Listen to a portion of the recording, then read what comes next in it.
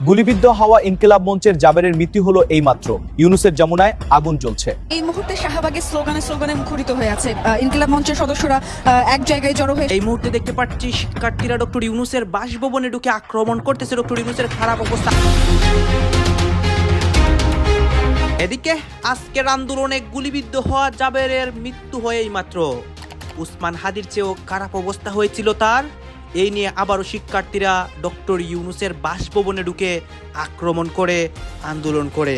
ফয়সাল, আপনি যদি আমাদেরকে একটু জানাতেন যে একটি কথা আমরা শুনতে পেরেছিলাম যে ইনকিলাব মঞ্চের যিনি রয়েছেন জাবের, তিনি গুলিবিদ্ধ হয়েছেন, যদিও পুলিশ দাবি করছে যে কোনো প্রকার গুলি ছোড়া হয়নি। আসলে পরিস্থিতিটি কি হয়েছিল সেখানে, এবং দ্বিতীয়ত হচ্ছে ঠিক কতজন মানুষ আহত হয়ে এখন রয়েছেন সেখানে চিকিৎসা নিচ্ছেন? শরীফ ওসমান হাদির সংগঠন ইনকিলাব মঞ্চের বিরুদ্ধে অকল্পনীয় ঘটনা ঘটে গেছে।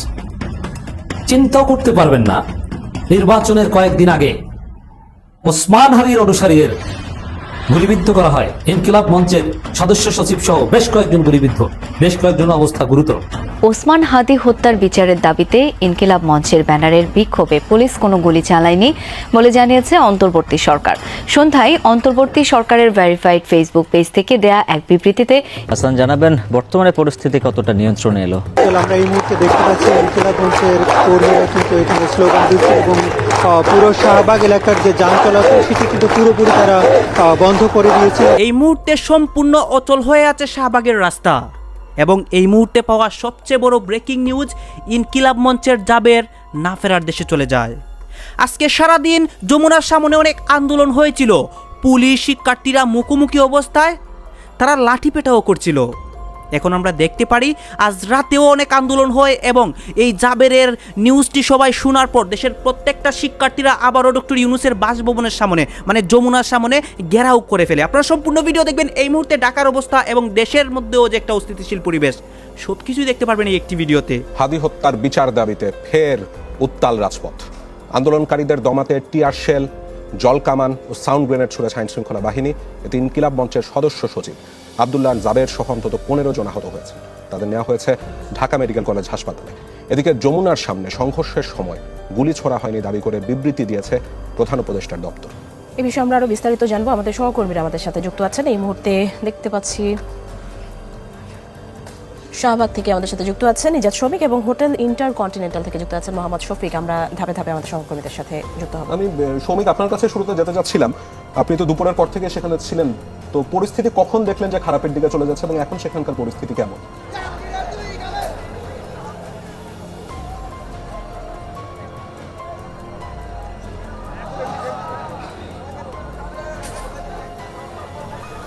ইনকিলাব মঞ্চের সহকর্মীদের, ইনকিলাব মঞ্চের যে সকল নেতাকর্মী যাদের উপর পুলিশি হামলা হয়েছিল, সেই পুলিশি হামলার পরপরই বলা যায় যে শাহবাগে ইনকিলাব মঞ্চের নেতাকর্মীরা যারা আহত হয়েছিলেন তাদেরকে প্রাথমিক চিকিৎসার জন্য ঢাকা মেডিকেল কলেজে নেওয়া হয় এবং এরপরে তার অন্যান্য যে সহকর্মীরা রয়েছেন তাদের উদ্যোগে ঢাকা বিশ্ববিদ্যালয় থেকে একটা বিক্ষোভ মিছিল নিয়ে শাহবাগে আসা হয় এবং পরবর্তীতে এই মিছিলে আরও অনেকেই যোগ দেন।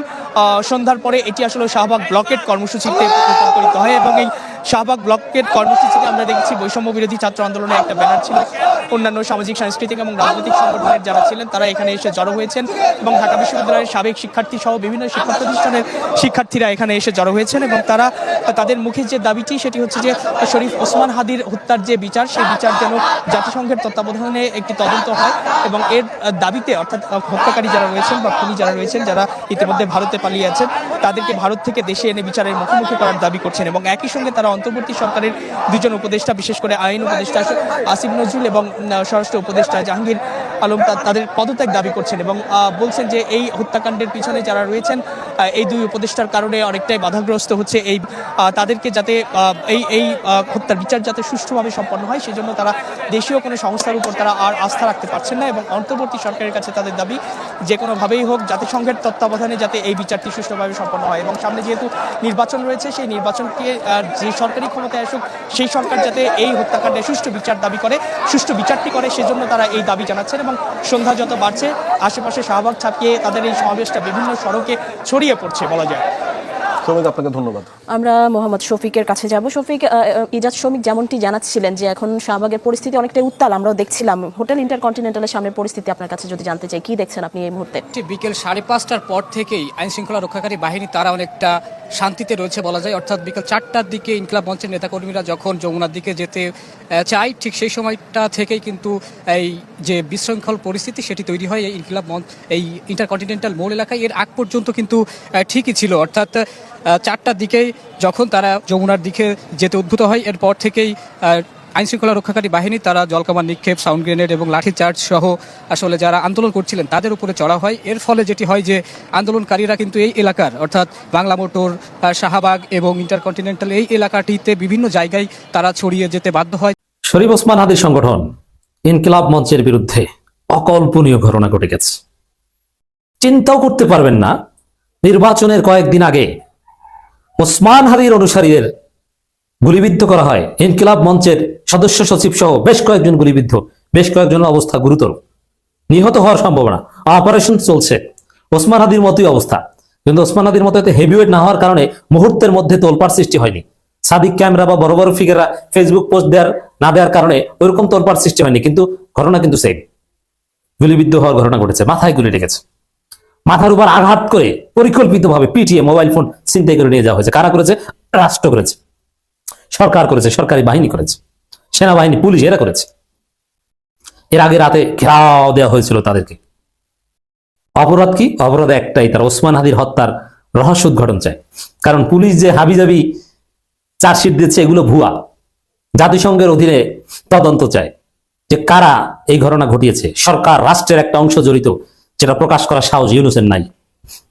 এখন আব্দুল্লাহ জাবের থেকে শুরু করে ইনকিলাব মঞ্চের নেতাকর্মীরা যে গুলিবিদ্ধ হলো, এর কনসিকুয়েন্স কি? হিসাব একটাই, এটা নির্বাচন স্থগিত হয়ে যাওয়ার উপক্রম। কিন্তু আমরা সতর্ক করছি, নির্বাচন স্থগিত করা যাবে না। অ্যাট দি সেম টাইম শরীফ ওসমান হাদির হত্যার রহস্য উদ্ঘাটন করতে হবে। কোনো একটা ছাড় দেওয়া যাবে না, নির্বাচন টাইমলি হতে হবে। তবে রাকসু ভিপি মারাত্মকভাবে আহত, রক্তাক্ত। শরীফ ওসমান হাদির স্ত্রীকে অপমান, লাঞ্ছিত করা হয়েছে। যে শরীফ ওসমান হাদির স্ত্রীকে কেউ দেখে নাই, তিনিও বাধ্য হয়েছেন এখন রাজপথে নামতে। ডাকসু নেত্রী ঝুমা, ইনকিলাব মঞ্চের নেত্রী, তাকে আওয়ামী স্টাইলে অপমান করা হয়েছে, লাঞ্ছিত করা হয়েছে, শারীরিকভাবে আঘাত করা হয়েছে। এখন এরকম হেভিওয়েট ফিগার জুলাই যোদ্ধাদের নির্বাচনের কয়েকদিন আগে পিটিয়ে গুলিবিদ্ধ করে, আল্লাহ না করুক কেউ যদি শহীদ হয়, শহীদ করে বাংলাদেশে নির্বাচন করবে, ইজ ইট পসিবল? ইনকিলাব মঞ্চ অলরেডি বলেছে যে সবাই রাজু ভাস্কর্যে আসেন। তারা ঢাকা বিশ্ববিদ্যালয়ের কর্মসূচি দিয়েছে।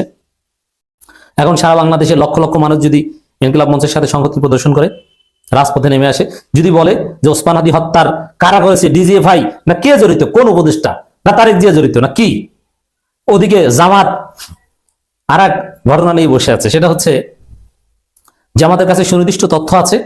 পবিত্র জুমার দিন, কিন্তু ঢাকার রাজপথ আজ আবারও রক্তাক্ত। খবর আসছে ইনকিলাব মঞ্চের সদস্য সচিব, জুলাই বিপ্লবের অন্যতম লড়াকু সৈনিক আব্দুল্লাহ আল জাবের গুলিবিদ্ধ হয়েছেন। রাজধানীর হোটেল ইন্টারকন্টিনেন্টালের সামনে তাকে লক্ষ্য করে গুলি চালানো হয়েছে। শুধু জাবের নন, ডাকসুর ফাতেমা তাসনিম জুমা এবং জাকসুর শান্তাকেও পুলিশ বুট দিয়ে পালিয়েছে, টেনে হিস্ট্রে নিয়ে গেছে। কার নির্দেশে এই হামলা, কেন এই বর্বরতা? পরিস্থিতি ভয়াবহ। জাবেরকে হাসপাতালে নেওয়া হয়েছে। প্রত্যক্ষদর্শীরা বলছেন পুলিশ এবং সাদা পোশাকের কিছু লোক অতর্কিত হামলা চালায়। তাদের টার্গেট ছিল সরাসরি জাবের। জাবেরের অপরাধ কি ছিল? তিনি তো কোনো জ্বালাও পোড়াও করেননি। তিনি চেয়েছিলেন ওসমান হাদির হত্যার বিচার, তিনি চেয়েছিলেন একটা সুষ্ঠু নির্বাচন। হাদি হত্যার পরও তিনি কঠোর কর্মসূচি দেননি, ধৈর্য ধরেছিলেন। কিন্তু এই ধৈর্যের প্রতিদান কি এই গুলি? শহীদ ওসমান হাদির জানাজার আগে আব্দুল্লাহ আল জাবেরকে হয়তো অনেকেই চিনত না, কিন্তু সেই জানাজায় জাবেরের দারাজ কণ্ঠের বক্তব্য সবার হৃদয়ে লেগেছিল। মানুষ দেখেছিল হাদি চলে গেছেন, কিন্তু রেখে গেছেন একজন যোগ্য উত্তরসূরি। আর ঠিক সেই মুহূর্তেই ভয় পেয়েছিল তারা, যারা এই দেশে ভারতীয় আধিপত্য চায়, যারা এক হাদিকে হত্যা করে ভেবেছিল পথ পরিষ্কার। তারা দেখলো চোখের সামনে আরেক হাদি দাঁড়িয়ে গেছে। তাই আজকের এই গুলি কোনো আকস্মিক ঘটনা নয়, এটি টার্গেট কিলিং মিশন। লজ্জা, ঘৃণা। ডাকসু নেত্রী ফাতেমা তাসনিম জুমা, জাকসুর নেত্রী শান্তা, এরা এই দেশের মেধাবী শিক্ষার্থী, নারী নেতৃত্ব। ইনকিলাব মঞ্চের পোস্টে বলা হয়েছে, ঝুমা শান্তাকে বুট দিয়ে পালানো হয়েছে। ভাবা যায় পুলিশের বুট একজন নারীর শরীরে। ডক্টর ইউনূস সাহেব, আপনার পুলিশ বাহিনী এটা কি করছে? বাংলাদেশের সংস্কৃতিতে নারীর গায়ে হাত তোলা চূড়ান্ত অসভ্যতা, আর সেখানে বুট দিয়ে পালানো। ওদের অপরাধ কি ছিল? ওরা কি দেশদ্রোহী? ওরা চেয়েছিল জাতিসংঘের মাধ্যমে হাদি হত্যার বিচার হোক। ওরা চেয়েছিল খনি ফয়সালকে ভারত থেকে ফিরিয়ে আনা হোক। এই দাবি কি অযৌক্তিক? এর জন্য কেন রাস্তায় মেয়েদের হেনস্থা করা হবে? কেন পুলিশ নারীদের সাথে এমন আচরণ করলো? এটা কি তাদের মনোবল ভাঙার চেষ্টা? রাকসুর জিএস সালাউদ্দিন আম্মারও হাসপাতালে, অর্থাৎ টার্গেট সব বিশ্ববিদ্যালয়ের ছাত্র সংসদের নেতারাও। অনেকে প্রশ্ন করছেন, জাবেরের ভুলটা কোথায় ছিল? সে তো নির্বাচন চেয়েছিল, সে তো গণতান্ত্রিক প্রক্রিয়া চেয়েছিল। আজকে জাবেরের উপর গুলি কাদের নির্দেশে? কারা ওসমান হাদির বিচার চায় না? উত্তর পরিষ্কার, খনি ফয়সাল এখন ভারতে, তাকে প্রোটেকশন দিচ্ছে কারা? আর দেশে কারা সেই খনিকে বাঁচানোর জন্য জাবেরের উপর হামলা করেছে? এই কানেকশনটা বুঝতে রকেট সায়েন্টিস্ট হওয়া লাগে না। দেশের কিছু রাজনৈতিক দল এবং প্রশাসনের ঘাপটি মেরে থাকা ভারতীয় এজেন্টরা একজোট হয়েছে। তারা দেখছে ইনকিলাব মঞ্চ যদি জাতিসংঘের তদন্ত দাবি করে, তবে ভারতের মুখোশ খুলে যাবে। ফয়সালকে ফিরিয়ে দিতে ভারত বাধ্য হবে। সেটা ঠেকাতেই আজকের এই ব্রুটাল ক্র্যাকডাউন। ওদের দাবি ছিল খুবই সিম্পল, ডক্টর ইউনূস ক্ষমতা ছাড়ার আগে শুধু একটা চিঠি লিখুক জাতিসংঘ বরাবর, বলুক আমরা ওসমান হাদি হত্যার আন্তর্জাতিক তদন্ত চাই। জুলাই গণহত্যার তদন্ত যেভাবে জাতিসংঘ করেছে সেভাবেই হোক, কারণ আন্তর্জাতিক চাপ ছাড়া ভারত ফয়সালকে ফেরত দেবে না। কেন ডক্টর ইউনূস চিঠি লিখলেন না? কার কারণে তিনি চুপ? সরকার কি তবে ভারতীয় চাপের কাছে নতি স্বীকার করছে? জাবেররা তো সরকারের পতন চায়নি, তারা শুধু বিচার চেয়েছিল। শুধু জাবের নয়, রাজশাহী বিশ্ববিদ্যালয় ছাত্র সংসদ রাকসুর জিএস সালাউদ্দিন আম্মারও হাসপাতালে, সেও আহত আরো শতাধিক ছাত্র নেতারা। এর মানে কি? এটা কোনো বিচ্ছিন্ন ঘটনা নয়, এটা পরিকল্পিতভাবে ছাত্র নেতৃত্বকে পঙ্গু করে দেওয়ার এক নীল নকশা। তারা জানে এই ছাত্ররাই তাদের আসল বাধা। হাদির খনি ফয়সাল ভারতে পালিয়ে আছে, তাকে ফেরাতে হলে আন্তর্জাতিক চাপ বা জাতিসংঘের ইন্টারভেনশন দরকার। আব্দুল্লাহ আল জাবেরের যদি কিছু হয় তাহলে নির্বাচন হবে না, নির্বাচন পিছিয়ে যাবে। হ্যাঁ, এই জন্যই নাকি আব্দুল্লাহ আল জাবের বা ইনকিলাব মঞ্চ থেকে এইভাবে আন্দোলন করা হচ্ছে। এতদিন পর্যন্ত তারা চুপ থাকলো, নির্বাচনের আর মাত্র 5-6 দিন বাকি, এখন এসে কেন তারা আন্দোলন করবে? তারা কি কোনো চক্রান্তর শিকার? তারা কি ইচ্ছাকৃতভাবে নির্বাচনটাকে বানচাল করতে চাচ্ছে? হাজারো মানুষের হাজারো প্রশ্ন, সবার দাবি একটাই, আমরা হাদি ভাইয়ের হত্যার বিচার চাই। তবে সেই বিচার চাইতে গিয়ে আজ কেন পুলিশের সাথে সংঘর্ষে জড়িয়ে গেল ইনকিলাব মঞ্চ, এবং সেইখানে ইনকিলাব মঞ্চের 4 থেকে 5 জন আরো একাধিক সদস্য হসপিটালে আহত অবস্থায় আছে, তাদের অবস্থা এখন গুরুতর। আব্দুল্লাহ আল জাবের এখন ইনকিলাব মঞ্চ নেতৃত্ব দিচ্ছে, তার অবস্থা আজ গুরুতর, তাকে নেওয়া হয়েছে হসপিটালে। তিনি হইলেন গুলিবিদ্ধ, অন্যদিকে ঝুমাকেও টেনে হেঁচড়ে নিয়ে যাচ্ছিল পুলিশ। এরকম দৃশ্যগুলো দেখার পর সোশ্যাল মিডিয়ায় একরকম তোলপাড় সৃষ্টি হয়ে যায়, যেখানে সবাই নির্বাচনের প্রচারণা চালানোতে ব্যস্ত। মানুষ এখন নির্বাচনের জন্য আগ্রহী, ভোট দেওয়ার জন্য আগ্রহী। এমন অবস্থায় এই রকম একটি জিনিস যে বাংলাদেশে ঘটবে সেটা কেউ কল্পনাও করতে পারে নাই। আজ হঠাৎ করে কি থেকে কি হয়ে গেল। এরকমই একদিন শুক্রবারে জীবন গিয়েছিল ওসমান হাদি ভাইয়ের, সেম একইভাবে আজ এই শুক্রবারে নামাজের পরে আবার গুলিবিদ্ধ হলো আব্দুল্লাহ আল জাবের। আমরা কি তাহলে জীবনই দিতে জানি? আমরা কি ন্যায় বিচার কোনোদিন পাবো না? এই বাংলাদেশের এই তরুণ প্রজন্ম যাদেরকে আজ এইভাবে আহত করা হচ্ছে, এরাই কিন্তু নতুন জুলাই আন্দোলন করে দেশটাকে স্বাধীন করেছিল। আজ তাদের এই অবস্থা। সবাইকে একটি কথা বলি, ঠান্ডা মাথায় শোনেন ভাই, নির্বাচনের আর মাত্র 5 থেকে 6 দিন বাকি। এর মধ্যে দেশের মধ্যে এরকম অস্থিতিশীল পরিবেশ সৃষ্টি করা হচ্ছে। যমুনার পাশে দাঁড়িয়ে তারা আন্দোলন যখনই মজবুত করছিল, তখনই আইন শৃঙ্খলা বাহিনী গিয়ে এই অবস্থান নিয়ন্ত্রণে আনার চেষ্টা করে। এক পর্যায়ে পুলিশের সাথে বাকবিতন্ডায় জড়িয়ে যায় ওইখানে থাকা আন্দোলনকারীরা। এরপর পুলিশ লাঠিচার্জ করে। হাসান, জানাবেন বর্তমানে পরিস্থিতি কতটা নিয়ন্ত্রণে এলো?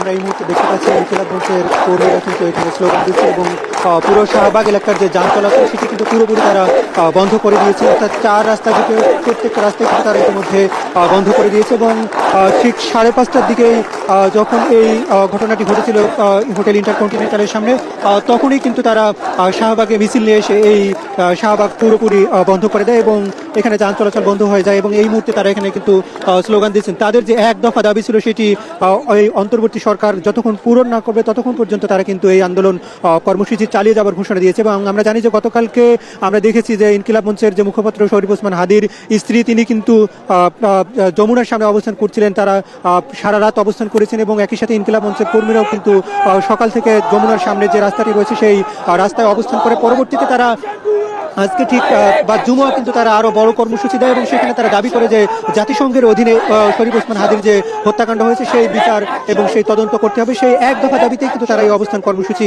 পালন করে। সেখানে দেখেছি যে ঠিক 3:30টার দিকে কিছুটা। ফয়সাল, আপনি যদি আমাদেরকে একটু জানাতেন যে একটি কথা আমরা শুনতে পেরেছিলাম যে ইনকিলাব মঞ্চের যিনি রয়েছেন জাবের, তিনি গুলিবিদ্ধ হয়েছেন, যদিও পুলিশ দাবি করছে যে কোনো প্রকার গুলি ছোড়া হয়নি। আসলে পরিস্থিতিটি কি হয়েছিল সেখানে, এবং দ্বিতীয়ত হচ্ছে ঠিক কতজন মানুষ আহত হয়ে এখন রয়েছেন সেখানে চিকিৎসা নিচ্ছেন?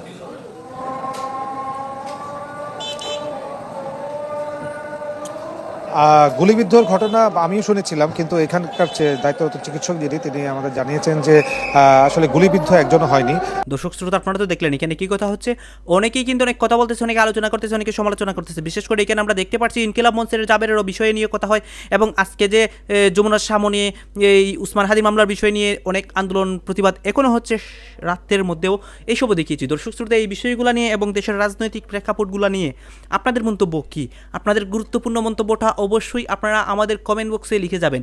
আর হ্যাঁ, এতক্ষণ আপনাদেরকে আমরা যা কিছু দেখিয়েছি সব কিছু আমরা সোশ্যাল মিডিয়া থেকে সংগ্রহ করেছি। এখানে আমাদের নিজস্ব কোনো মন্তব্য নেই বা আমাদের নিজস্ব কোনো সিদ্ধান্তও নেই। সর্বশেষ আপনাদের কাছে আমাদেরকে রিকোয়েস্ট থাকবে, আপনারা আমাদের চ্যানেলের দর্শক হয়ে থাকলে চ্যানেলটি সাবস্ক্রাইব করবেন এবং পাশে থাকা বেল বাটনটি বাজাবেন, যাতে করে নেক্সট ভিডিওটা সবার আগে আপনাদের কাছে পৌঁছে যায়। ধন্যবাদ।